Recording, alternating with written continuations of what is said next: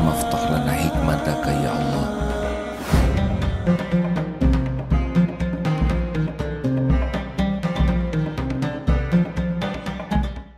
A'udzu billahi min syururi anfusina wa min sayyiati a'malina.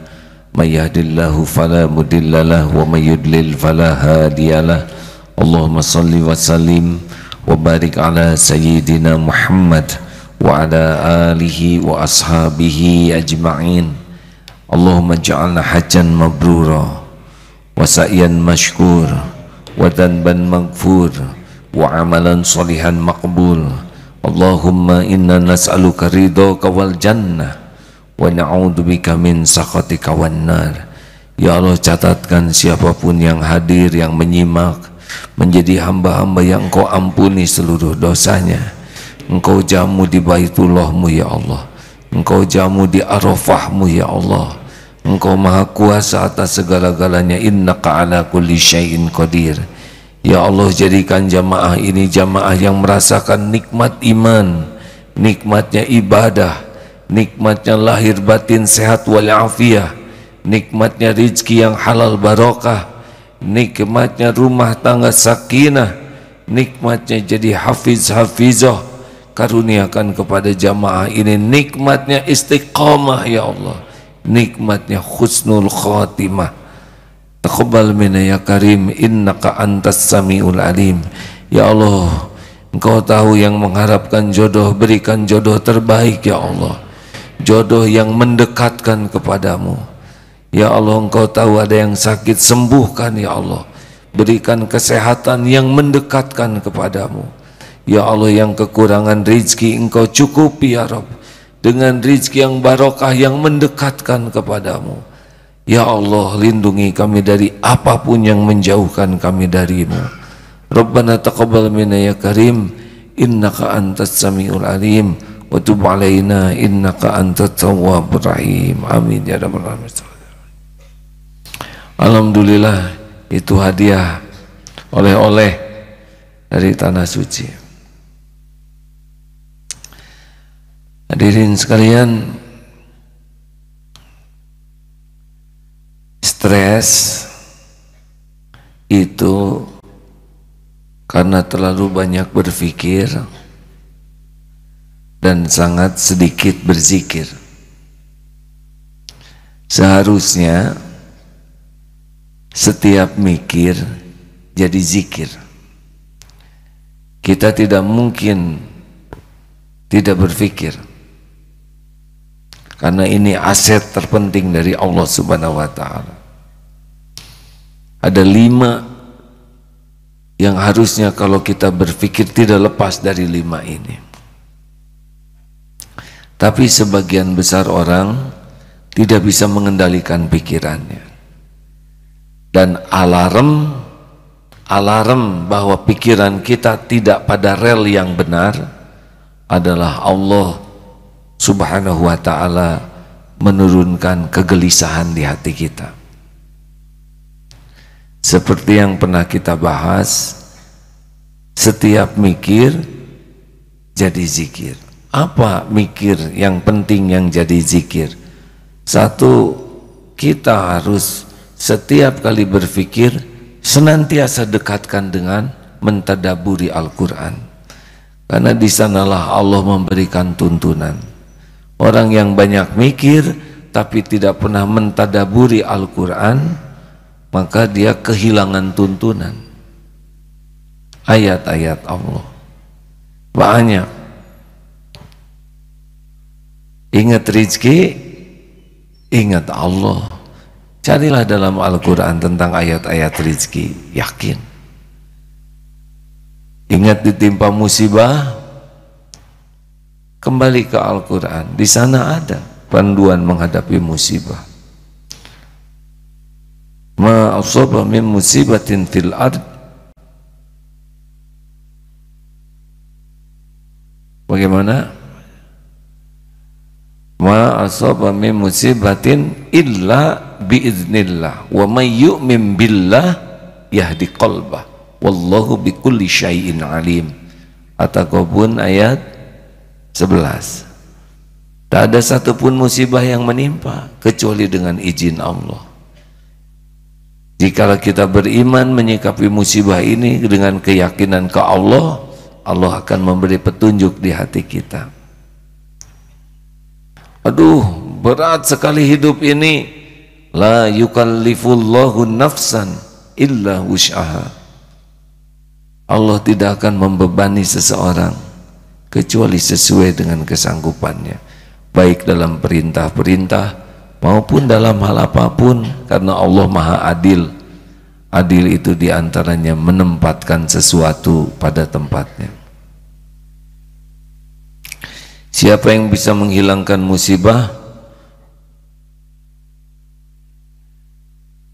Qul la yusibana illa ma kataballahu lana huwa maulana wa 'alallahi falyatawakkalul mu'minun. Katakanlah, sekali-kali tidak akan menimpa kepada kami kecuali apa yang telah Allah tetapkan untuk kami. Dialah Allah maulana kita, maula kita, dan kepadanya lah orang yang beriman bertawakal.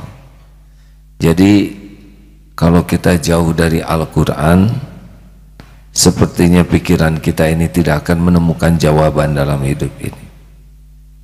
Bagus sekali membaca Al-Quran, lebih bagus lagi selain membaca, mentadaburi Al-Quran. Lebih dahsyat lagi selain membaca, mentadaburi, berusaha keras mengamalkannya. Dan lebih hebat lagi sesudah mengamalkan adalah mendakwahkannya. Apalagi pikiran ini yang kedua, mentadaburi ayat-ayat kauniyah. Jadi kalau kita menghadapi satu kejadian apapun, nah itu kita harus jadi jalan tafakur, karena kejadian itu tidak terjadi kecuali dengan izin Allah. Ada yang menghina, kalau kita ingat kepada yang menghina sakit. Tapi kalau kita ingat ini ada yang menghina, izin Allah nih. Apa yang Allah inginkan dari takdir ini? Mungkin kita memang pernah menghina orang sehingga rasa sakit itu sekarang kita rasakan.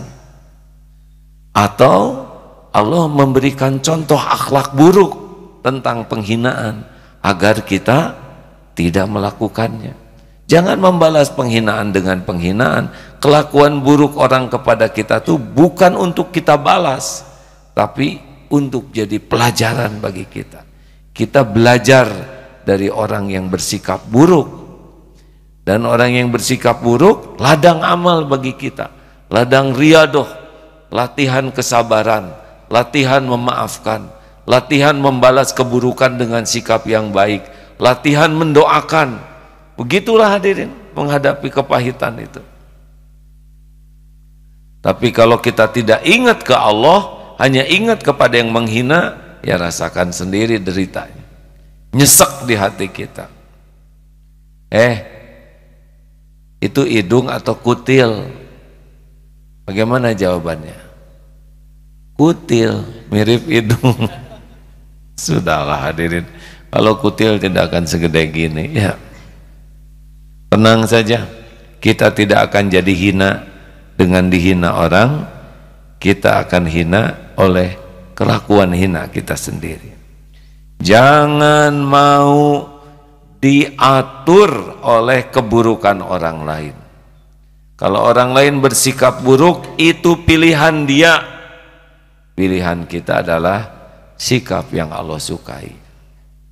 Sepakat hadirin? Masa dia menghina, kita menghina lagi. Dia ngomong jelek, kita ngomong jelek lagi. Dia membeberkan aib, kita beberkan aib lagi. Lalu untuk apa kita sekolah tinggi-tinggi? Untuk apa kita belajar agama kalau bisanya hanya niru keburukan orang? Benar? Orang bersikap berkata buruk kepada kita, itu pilihan dia. Kita punya pilihan sendiri, berkata yang Allah sukai. Setiap perbuatan kembali kepada dirinya.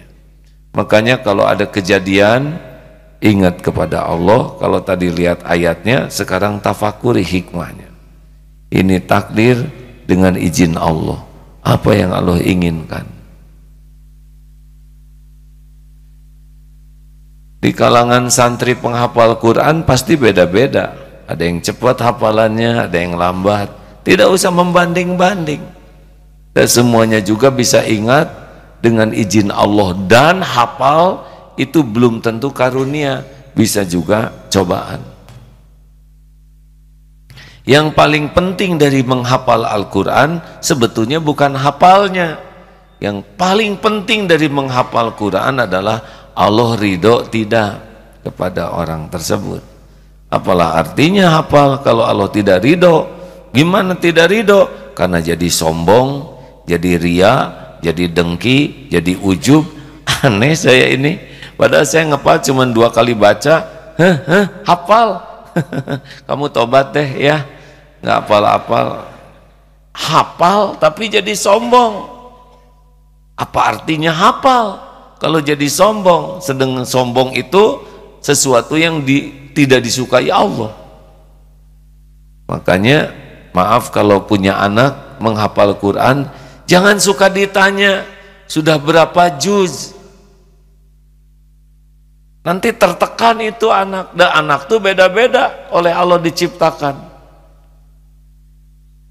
Ada yang suka nanya gitu ke anaknya, nggak usah ditanya. Alhamdulillah, saya kalau ke anak yang sedang menghafal Quran, nggak ditanya sudah berapa juz, nggak. Ini membuat anak jadi salah target. Jadikan setiap bacaan, setiap huruf makin dekat dengan Allah, membuat Allah ridho. Itu saja. Gimana kalau nggak apal-apal? Ya nggak apa-apa. Kalau itu membuat Allah kangen dengan dia, ya. Yang penting mah jadi dekat dengan Allah, hadirin. 3, gunakan akal ini. 1, mentadaburi Al-Quran, di sana menemukan Allah lewat Al-Quran. Yang kedua, mentadaburi ayat-ayat kauniyah tadi Al-Quran, kemudian apa yang terjadi ini ditafakuri ini. Seperti ada titik-titik misalkan ya, ditangkap, tertangkap tangan OTT, ya kita jangan langsung ingat, oh ini cara Allah menangkap seseorang. Jadi KPK itu hanya perpanjangan ketentuan dari Allah. Kalau waktunya ditangkap pasti ketangkap, waktunya terbuka pasti terbuka. Oh ternyata mudah bagi Allah mengangkat derajat seseorang dan mudah bagi Allah menjatuhkan seseorang. Betul? Tu'izzu man tasya wa tudhillu man tasya. Jadi jangan hanya wah si itu ketangkap rasain lu, mau ngapain itu? Lebih baik kita tafakur, apa nih? Jadi banyak nambah iman karena mikir menafakuri perbuatan Allah. 3, yang ketiga, kalau mau banyak mikir adalah pikirkan karunia Allah. Kalau mau banyak mikir karunia Allah, hadirin. Waduh, kalau sudah punya hobi memikirkan karunia Allah, itu dalam segala kejadian pasti ada karunia. Ala kulli hal. Karunia Allah tuh tidak selalu dalam kesenangan. Dalam kesusahan tuh banyak sekali kesempatan jadi dekat dengan Allah dalam kesusahan. Betul? Ya, yang contoh yang paling sering saya sampaikan, pesawat. Itu pesawat tuh karunia, hadirin. Bisa terbang, kita memangkas jarak, memangkas waktu. Tapi selama di pesawat jarang ingat kepada Allah. Jarang. Di antara semua pilihan di TV pesawat itu ada channel Al-Quran jarang dibuka, film yang dibuka. Dan barulah ingat kepada Allah ketika Ya Allah, astagfirullah. Ya Allah, ya Hayyu ya Qayyum, bi rahmatika astaghfir. Ya Allah, ya rahmatullah, wala quwwata illa billah. Gitu. Coba, mana yang Allah sukai? Lupa ke Allah, ingat ke Allah. Nah, dikasih nikmat lupa, dikasih goncangan, goncangan juga nggak berapa banyak, ya. Makanya goncangan-goncangan dalam kehidupan itu sebetulnya bagian dari karunia, karena kita jarang ingat Allah kalau dikasih nikmat. Ya kan Bu, ada ibu-ibu tidak nih? Bu, begitulah. Ibu-ibu kan kalau ada goncangan di keluarga lebih ngedepruk ke Allah. Ya Allah, biasanya mah lempeng we. Makanya berterima kasihlah kepada suami yang menjadi jalan ibu taat kepada Allah dengan berbagai cara. Sudah deh, jangan suudon ya.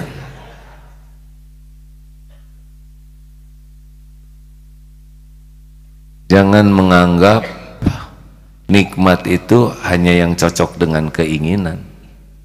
Yang tidak cocok dengan keinginan boleh jadi lebih hebat karunianya. Digagalkan dari sesuatu yang bisa menjerumuskan, itu karunia.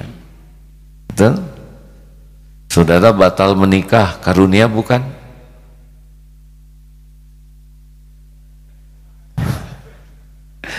Aduh, pertanyaan yang rumit. Batal menikah kira-kira karunia bukan? Kan? Tergantung. Digigit anjing karunia bukan? Oh, bagi orang yang beriman mah baik. Dalilnya jelas ya. Ajaban li amril mu'min inna amrahu kullahu khair. Sungguh mengagumkan, sungguh menakjubkan urusan orang yang beriman, semua urusannya baik. Walaisa dzalik li ahadin illa lil mu'min, dan tiada yang demikian itu kecuali orang yang beriman. Inna asabatu sarra'u syakar. Ketika dia ditimpakan, diberikan karunia, dia bersyukur, fakana khairullah, maka itu baik baginya. Ketika ditimpa kemudaratan, dia bersabar, sabaro, fakana khairullah, itu pun baik baginya. Makanya maaf hadirin, digigit anjing baik buruk? Menyiksa, nyebut baik takut terkabul ya. Enggak tuh hadirin, dah Allah juga maha mengerti. Tergantung menyikapinya, kalau sabar jadi baik. Nah Bapak Ibu, ayolah tenggelamkan kita tuh. Kalau ada masalah, jangan sampai mengecilkan karunia Allah. Ada yang menghina orang, 2 orang. Kenapa kita fokus kepada yang 2? Kenapa kita tidak fokus kepada yang baik-baik ke kita? Betul? Sakit gigi, sabar atau syukur?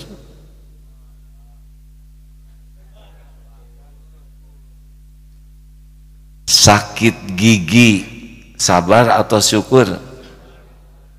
Sabar dan syukur. Yang sakitnya disabari, yang tidak sakitnya disyukuri. Banyak mana yang sakitnya atau yang tidak sakitnya? Jadi kalau sakit gigi banyak sabar, banyak syukur. Gigi yang sakit satu, yang lain tidak sakit. Lidah, hidung, lak-lakan, tembolok, kemudian telinga, kepala, pundak, lutut, kaki, lutut, kaki. Ini semuanya sehat, cuma gigi yang sakit.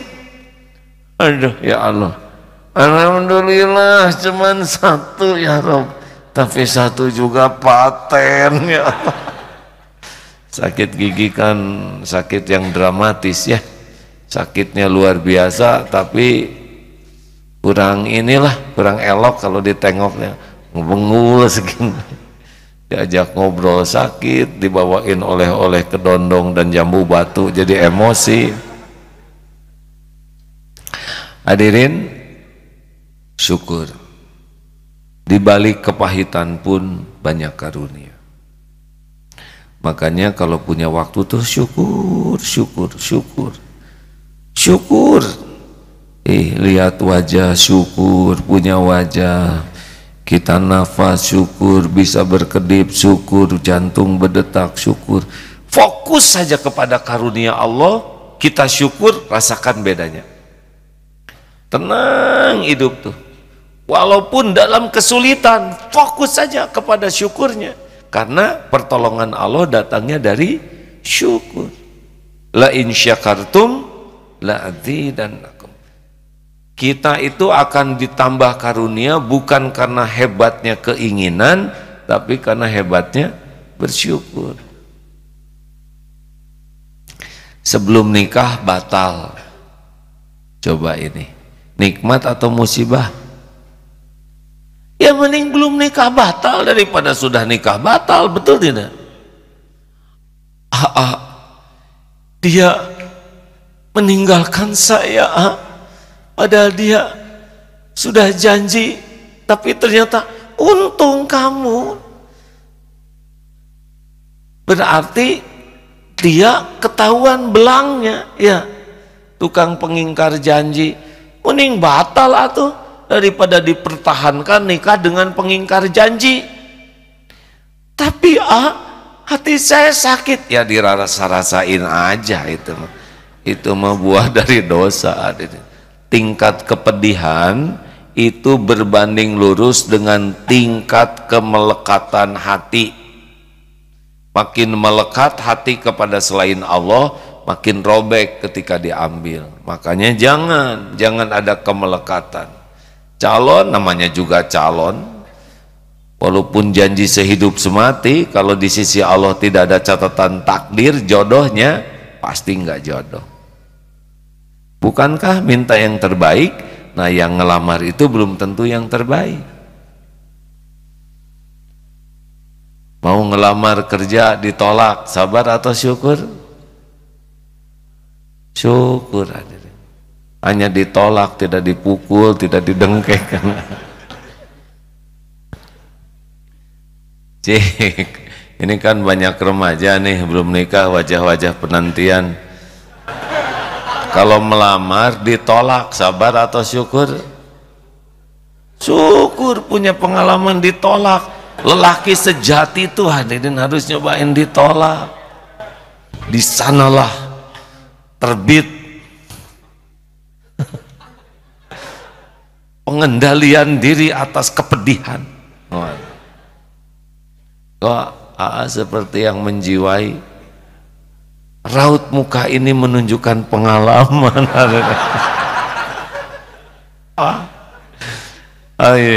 Tidak boleh diceritakan, takut ngedenger yang si dianya.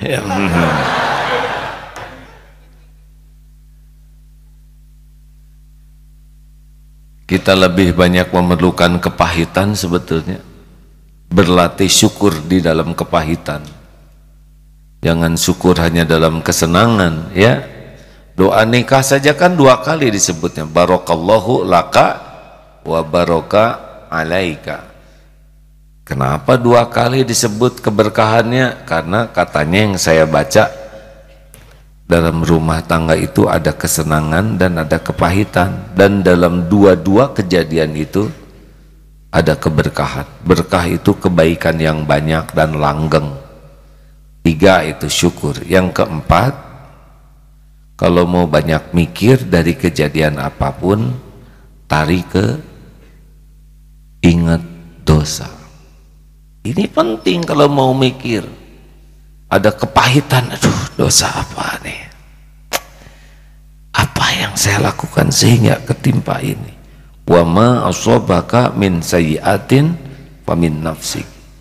Jadi kalau ada apa yang enggak enak, yang pahit, yang sulit, yang menyakitkan, selain tarik ke syukur, karunia yang banyak, tarik juga ke tobat. يداي نزعت أسرار قلبي وجئت ألقي أساي رباه عفوك إني للنور مدت يداي نزعت أسرار قلبي وجئت ألقي